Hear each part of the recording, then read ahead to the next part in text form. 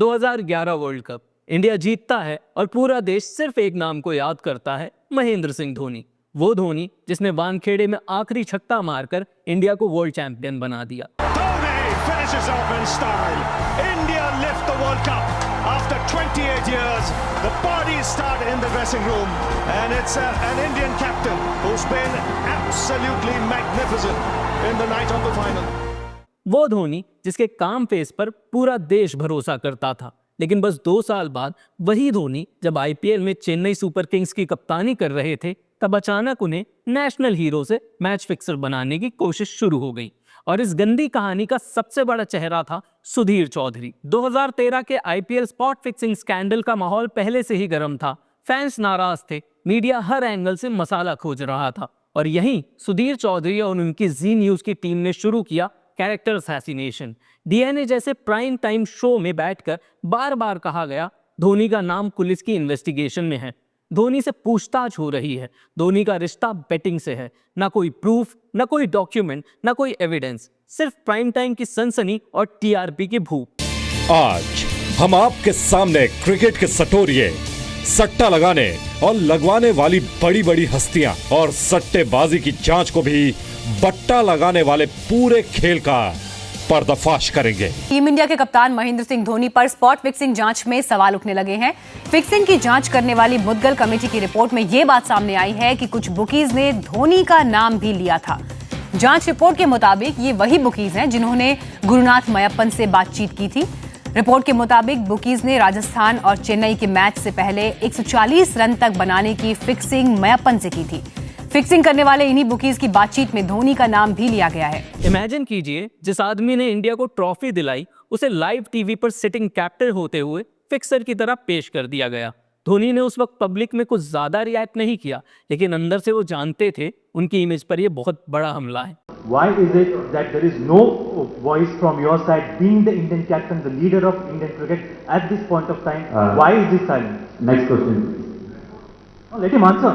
He's the captain of India. He's the captain of India. This is not related to Champions Trophy. Yeah, right. I'm asking about the crisis that the Indian cricket team is going through right now. Yeah, next question, please. Next question. It is related to Indian cricket right now. Okay.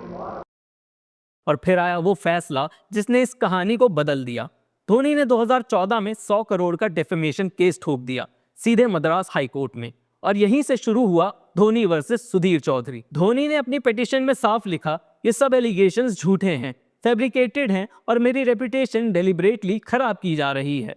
उन्होंने Zee media, Sudhir Chaudhary, ex IPS G Sampath Kumar और news nation को party बनाया।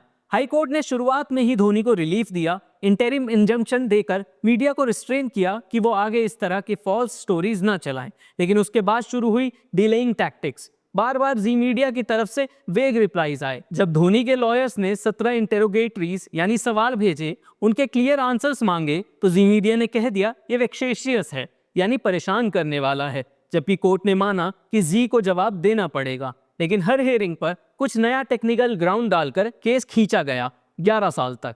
धोनी को बार बार wait करना पड़ा, लेकिन उन्होंने पीछे हटने से मना कर दिया। 2025 में धोनी ने एफिडेविट देकर साफ कहा, मैं खुद गवाही देने को तैयार हूं, मैं क्रॉस एग्जामिनेशन फेस करूंगा और पूरी दुनिया के सामने साबित करूंगा कि मेरे खिलाफ मीडिया ने झूठ बोला।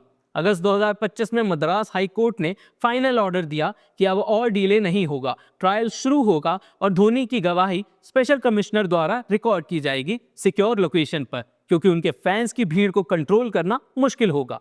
सोचिए, 11 साल बाद वो जर्नलिस्ट जिसने प्राइम टाइम पर धोनी को फिक्सर बताया था, अब उसी कोर्ट में खड़ा होगा और उसी धोनी को देखेगा जो साबित करेगा कि मीडिया ने सिर्फ झूठ और प्रोपेगेंडा बेचा था। ये केस सिर्फ धोनी वर्सेस सुधीर चौधरी का नहीं है, ये रिमाइंडर है कि जब जर्नलिस्ट का काम न्यूज़ बताना नहीं बल्कि कैरेक्टर तोड़ना बन जाए, तो एक ईमानदार इंसान को सालों तक कोर्ट में लड़ाई लड़नी पड़ती है। और इस केस का हर स्टेप फेक जर्नलिज्म के खिलाफ इंडिक्टमेंट है। धोनी के केस में सुधीर चौधरी पर आरोप था कैरेक्टर असैसिनेशन का, लेकिन कुछ साल पहले एक और कहानी सामने आई थी जहां सुधीर चौधरी खुद सीधे 100 करोड़ की उगाही के आरोपी बने। ब्लैकमेलिंग और वसूली के आरोपों से घिरे जी न्यूज के एडिटर सुधीर चौधरी और जी बिजनेस के एडिटर समीर अहलूवालिया को क्राइम ब्रांच ने पूछताछ के लिए चाणक्यपुरी बुलाया था, लेकिन पूछताछ के बाद पुलिस ने दोनों संपादकों को गिरफ्तार कर लिया। दोनों संपादकों पर आरोप है कि इन्होंने कोयला घोटाले में खबर को रुकवाने के बदले कांग्रेस सांसद नवीन जिंदल से 100 करोड़ रुपए मांगे थे। इस बारे में नवीन जिंदल ने 25 अक्टूबर को सबूत के तौर पर स्टिंग ऑपरेशन की एक सीडी मीडिया को दिखाई थी। इस मामले में जिंदल की company Jindal steel and power limited की तरफ से पुलिस में एफआईआर दर्ज भी करवाई गई थी।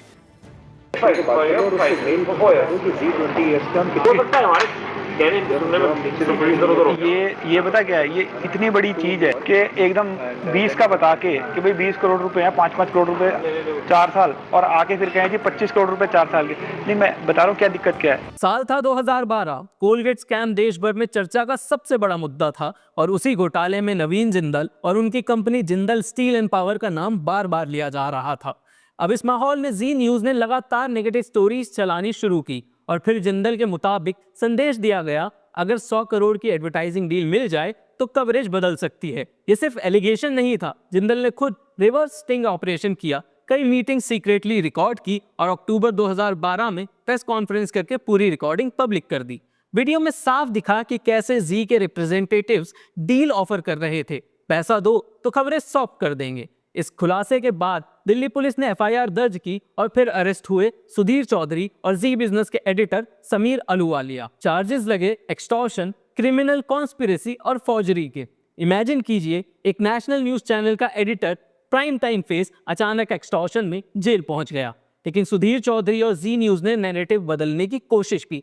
बोले ये फ्रीडम ऑफ प्रेस पर हमला है, ये रिटेलिएशन है क्योंकि हमने जिंदल की कोल स्कैम में पोल खोली। इतना ही नहीं, उन्होंने पलटकर जिंदल पर ही 150 करोड़ का डेफेमेशन नोटिस ठोक दिया। क्राइम ब्रांच ने सीडी की जांच सेंट्रल फॉरेंसिक साइंस लैब से करवाई। सूत्र बताते हैं कि सीएफएसएल की जांच में पता चला है कि सीडी के साथ छेड़छाड़ नहीं की गई है और सीडी के तथ्य सही हैं। लेकिन जी न्यूज ने अपने संपादकों को बेकसूर बताते हुए इन गिरफ्तारियों की निंदा की है। चैनल ने बयान जारी कर कहा है, कांग्रेस शासित सरकार मीडिया को सच बोलने से रोक रही है। ऐसा लगता है जैसे इमरजेंसी देश में फिर लौट आई है। ये भारतीय इतिहास में एक और काले दिन के रूप में जाना जाएगा। संपादकों की गिरफ्तारी से सनसनी और कोयला घोटाले की आवाज को दबाने की कोशिश की जा रही है। ये एक तरफा और अवैध कार्रवाई कोयला घोटाले में फंसे नवीन जिंदल और उनकी कंपनी को बचाने के लिए की गई है। हमारे किसी भी कर्मचारी ने कोई अपराध नहीं किया है। गिरफ्तारी के बाद आज इन दोनों संपादकों को दिल्ली की साकेत कोर्ट में पेश किया जाएगा। क्राइम ब्रांच सूत्रों का दावा है कि गिरफ्तारी ठोस सबूतों के आधार पर की गई है, जबकि जी न्यूज इन गिरफ्तारियों पर सवाल उठा रहा है। 2013 में पुलिस ने चार्जशीट दायर की, लेकिन कोर्ट ने कहा इसमें अभी भी मटेरियल गैप्स हैं, इन्वेस्टिगेशन दोबारा करो। केस खिंचता रहा सालों तक और फिर 2018 में अचानक सब खत्म हो गया। जिंदल की कंपनी ने दिल्ली पुलिस को चिट्ठी लिखी कि मामला रिजॉल्व हो चुका है, सब बस मिसकम्युनिकेशन था। एफआईआर वापस लेने की बात कही गई। उसी दिन जिंदल और जी न्यूज के मालिक सुभाष चंद्रा ने ट्विटर पर फ्रेंडली स्टेटमेंट्स डाल दिए कि डिफरेंसेस खत्म हो गए हैं। मतलब जिस केस में अरेस्ट हुए, रिकॉर्डिंग्स रिलीज हुई और पब्लिक में बड़ा हंगामा हुआ, वो बिना ट्रायल के सीधा सेटलमेंट में दबा दिया गया। सवाल वही है, क्या सच में सब कुछ मिसकम्युनिकेशन था या फिर सत्ता, पैसा और इन्फ्लुएंस ने सिस्टम दबा दिया? जो भी हो, आउटकम साफ है। सुधीर चौधरी बरी नहीं हुए, लेकिन केस ही दबा दिया गया और वो वापस प्राइम टाइम पर लौट आए जैसे कुछ हुआ ही नहीं। सिर्फ केस ही नहीं, सुधीर चौधरी का नाम जुड़ा है उन खबरों से जो पूरे देश में फेक जर्नलिज्म का सिंबल बन चुकी हैं। 2016 में डिमोनेटाइजेशन के बाद जी न्यूज के डीएनए शो पर सुधीर चौधरी ने प्राउडली बताया, नए 2000 के नोट में एक नैनो जीपीएस चिप लगा है जिससे सैटेलाइट के जरिए करेंसी ट्रैक हो सकती है। पूरा देश कंफ्यूज हो गया। लोग सोचने लगे सरकार ने कोई हाईटेक मूव किया है, लेकिन सच, रिजर्व बैंक ऑफ इंडिया ने साफ कहा यह पूरी तरह झूठ है। किसी भी नोट में ऐसा चिप नहीं है। एक्सपर्ट्स ने इसे पब्लिकली एक्सपोज किया और डीएनए का वो शो आज तक मीम मटेरियल है। ऐसी करेंसी जिसमें एनजीसी लगा होता है, उसकी लोकेशन को ट्रैक किया जा सकता है। अब आप उसे चाहें तो 7 तालों में भी बंद करके रखें, वो ट्रैक हो जाएगी। भले ही करेंसी नोट ग्राउंड लेवल से 120 मीटर नीचे क्यों ना रखा गया हो। करेंसी नोट को नष्ट किए बिना एनजीसी को ना तो निकाला जा सकता है और ना ही उसके साथ कोई छेड़छाड़ की जा सकती है। यानी 2000 रुपए का नोट अब आपको फंसा देगा। फिर आता है सुधीर चौधरी का जिहाद चार्ट। 2020 में उन्होंने डीएनए के एक शो में एक चार्ट दिखाया जिसमें लव जिहाद, पॉपुलेशन जिहाद, लैंड जिहाद जैसे शब्द लिखे थे। ये चार्ट कहीं से रिसर्च रिपोर्ट नहीं था, ये लिया गया था एक फ्रेंच इस्लामोफोबिक फेसबुक पेज से, यानी प्राइम टाइम नेशनल टीवी पर सीधा कम्युनल हेट्रेड का रिसाइकल किया हुआ कंटेंट। केरला पुलिस ने सुधीर चौधरी पर एफआईआर भी दर्ज की IPC 295A religious sentiment hurt करने के आरोप में, लेकिन सुधीर चौधरी ने इसे मजाक बना दिया, ट्वीट किया कि ये उनका पुलित्जर प्राइज है। जिहाद का सच दिखाने पर FIR वाला हथियार क्यों? सुधीर चौधरी जी के ऊपर जो CPI द्वारा एक जो FIR लगाया है केरला में, मैं उसकी भर्त्सना करता हूं। सुधीर चौधरी एक बेबाक पत्रकार हैं और हर बात को वो बड़े बेबाकी से रखते हैं। सच के खिलाफ मजहब का विक्टिम कार्ड कब तक? अभिव्यक्ति की आजादी की बात करने वाले लोग ऐसे समय पे चुप्पी साध लेते हैं। वो बिल्कुल गायब हो जाते हैं जब ये कहानियां उन लोगों के कृत्यों को सामने रखती है जिनके नाम पर वो राजनीति करके आए हैं। जिहाद का सच दिखाएंगे तो वांटेड बन जाएंगे। देश की जनता राष्ट्रवादी चैनल के रूप में जी को देखता है और सुधीर चौधरी को देखता है। कोविड-19 के शुरुआती दिनों में जी न्यूज ने रिपोर्ट किया अरुणाचल प्रदेश में 11 पॉजिटिव केसेस तबलीगी जमात से जुड़े हैं। सच क्या था? अरुणाचल में उस समय सिर्फ एक केस था और वो भी अनरिलेटेड। राज्य सरकार ने खुद कहा रिपोर्ट फर्जी है। आखिरकार चैनल को अपॉलॉजी तक देनी पड़ी, लेकिन तब तक कम्युनल स्टिग्मा पूरे देश में फैल चुका था। JNU प्रोटेस्ट और CAA रैलीज में जी न्यूज ने बार बार क्लिप्स चलाई, दिखाया कि लोग पाकिस्तान जिंदाबाद बोल रहे हैं। फैक्ट चेकर्स ने ऑडियो एनालाइज किया और ग्राउंड रिपोर्ट किया, लोग असल में कोर्ट जिंदाबाद बोल रहे थे, लेकिन प्राइम टाइम पर इसे एंटी नेशनल स्लोगन्स बनाकर सेंसेशनलाइज किया गया।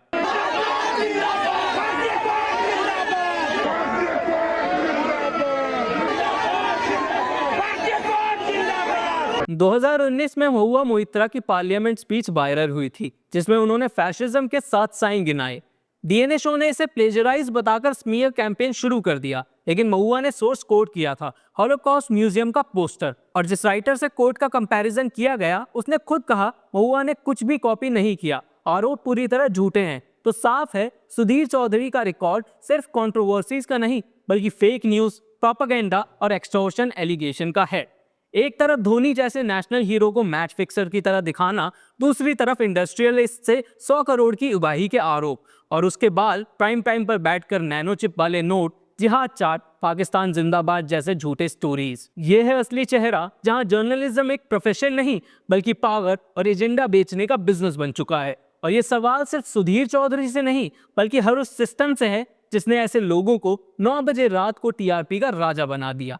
अब जब धोनी का डिफेमेशन केस आखिरकार कोर्ट में पहुंच चुका है, तो शायद ये देश के लिए एक मौका है फेक जर्नलिज्म को अकाउंटेबिलिटी के कटघरे में खड़ा करने का। आज 2025 में सुधीर चौधरी की कहानी किसी जर्नलिस्टिक रिडेम्पशन की नहीं है। जी न्यूज से लेकर आज तक और अब DD न्यूज तक सफर वही रहा, बस कुर्सियां बदली। आज वो DD न्यूज पर सरकार के सबसे बड़े मेगाफोन की तरह बैठे हैं। वही प्राइम टाइम, वही स्टाइल, लेकिन एजेंडा और भी साफ, सत्ता का बचाव करना और जनता को झूठ परोसना। चाहे इकोनॉमी पर सवाल हो, चाहे फॉरेन पॉलिसी की नाकामी, चाहे देश के अंदरूनी दंगे, हर मुद्दे पर उनका काम है एक ही नैरेटिव बनाना। सरकार हमेशा सही है और जो सवाल उठाए वो देशद्रोही है। वो खुद को जर्नलिस्ट कहते हैं, लेकिन असल में वो बन चुके हैं गवर्नमेंट के स्पोक्स पर्सन। आज जब जनता महंगाई से जूझ रही है, अनएम्प्लॉयमेंट रिकॉर्ड लेवल पर है, डेमोक्रेसी के पिलर्स कमजोर हो रहे हैं, तब सुधीर चौधरी जैसे चेहरे कैमरे पर बैठे हुए इस सब को ढकने का काम कर रहे हैं। टैक्स पेयर्स के पैसे से चलने वाला चैनल आज गोदी मीडिया का सबसे बड़ा सिंबल बन चुका है। तो सवाल हम सबके सामने है, क्या ये जर्नलिज्म है या सत्ता की दलाली? क्योंकि जो आदमी धोनी जैसे नेशनल हीरो को बदनाम कर सकता है, जो 100 करोड़ की उगाही के आरोपों में पकड़ा जा सकता है और फिर भी हर बार सत्ता के साथ खड़ा रह सकता है, वो कभी जर्नलिस्ट था ही नहीं। अगर आपको लगता है कि फेक न्यूज और गोदी मीडिया का ये खेल एक्सपोज होना जरूरी है, तो इस वीडियो को शेयर कीजिए। मिलते हैं आपसे अगली वीडियो में। नमस्कार।